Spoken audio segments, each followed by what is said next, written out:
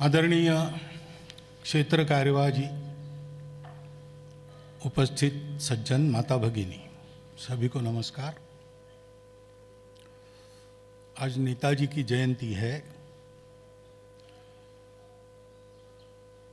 और हम उनका प्रतिवर्ष इस दिन तो स्मरण करते ही हैं। सारे भारत में ऐसे कार्यक्रम होते हैं। इस वर्ष उसका विशेष महत्व इसलिए है कि 75 वर्ष हमारी स्वतंत्रता के पूरे हो गए। जिस स्वतंत्रता के लिए नेताजी घर बार छोड़कर विदेश में गए, सेना बनाकर लड़ाई की अंग्रेजों से, और रहस्यमय स्थिति में उनका मृत्यु हुआ नहीं हुआ पता नहीं, लेकिन अंतर्धान हो गए।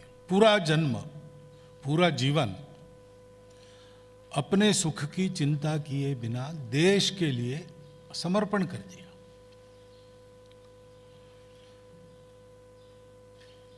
तो स्वतंत्रता के 75 वर्ष नहीं होते तो भी हम स्मरण करते ही ऐसे व्यक्ति का। उनका पूरा जीवन ही हमारे लिए अनुकरणीय जीवन है, क्योंकि पहली बात है कि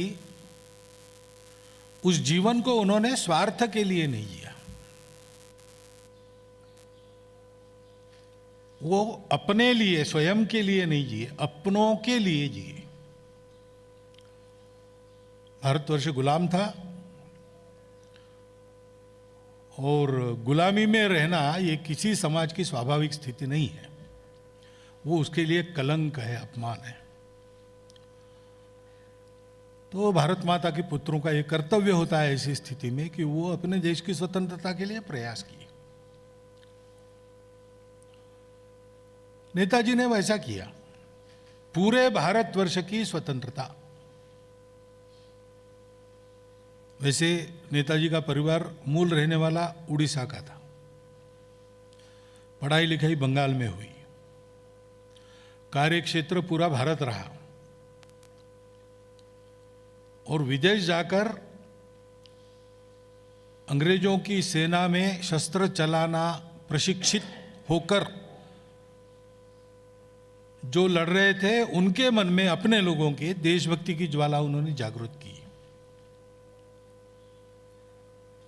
और उनकी सेना बनाकर अंग्रेजी सत्ता, उस समय महाबलाढ्य सत्ता थी, ऐसा कहते थे, अंग्रेजों के साम्राज्य पर सूर्यास्त नहीं होता।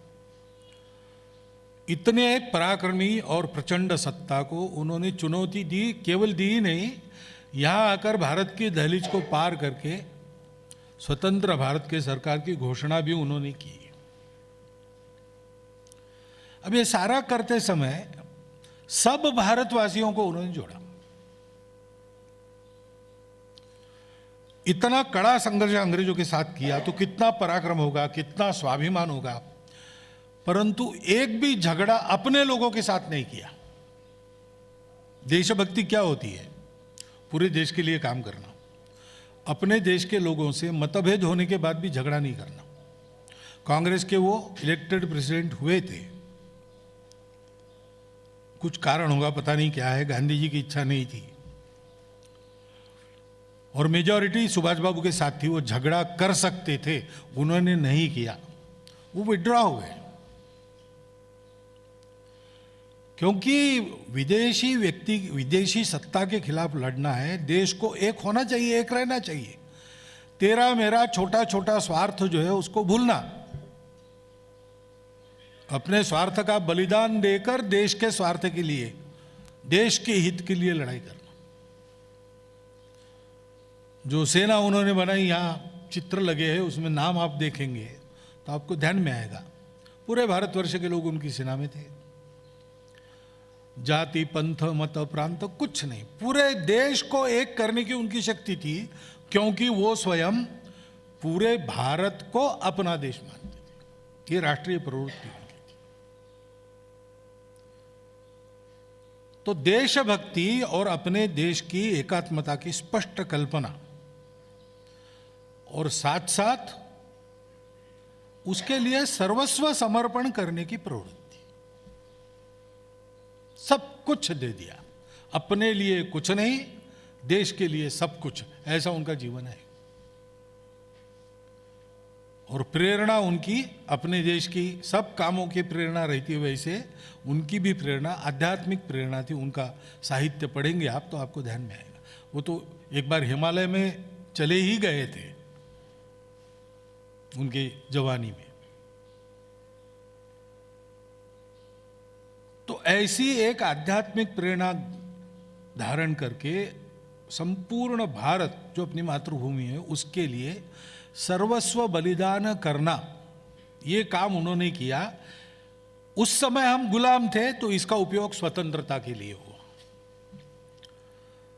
लेकिन देश को बड़ा करना है और देश को बड़ा बनाए रखना है तो देश में ऐसे व्यक्तियों की जरूरत हमेशा रहती है। स्वतंत्रता के लिए संग्राम किया इसलिए हम याद करते, लेकिन याद तो उनके इस चरित्र को सदैव करना चाहिए और वैसा बनने का प्रयास करना चाहिए। हम सब लोग उनके रास्ते पर स्वयं चले। हम सुभाष बाबू नहीं बन सकते, लेकिन आज है उससे 5 कदम ज्यादा अच्छे तो बन सकते हैं, क्योंकि ऐसा बनने से अपने जीवन में भी और राष्ट्र के जीवन में भी जो परिवर्तन आता है वो सबके लिए हितकारी होता है। और जब सब सुखी होते हैं तो मेरे अपने सुख के लिए अलग से प्रयास करना नहीं पड़ता। और इसलिए नेताजी का ये देशभक्ति का, राष्ट्रीय एकात्मता का, सर्वस्व समर्पण का संदेश उनके जीवन के निमित्त आज हम याद करें और उसका अनुकरण हम अपने जीवन में करने का प्रयास करें। उनके लिए यही सच्ची स्मरणांजलि होगी, ऐसा मुझे लगता है। इसलिए आज के दिन आपने मुझे यहाँ मंच पर बिठाकर बोलने के लिए कहा तो मैंने चिंतन के लिए आपके सामने ये विचार रख दिया है। आपने सुना, इसलिए धन्यवाद।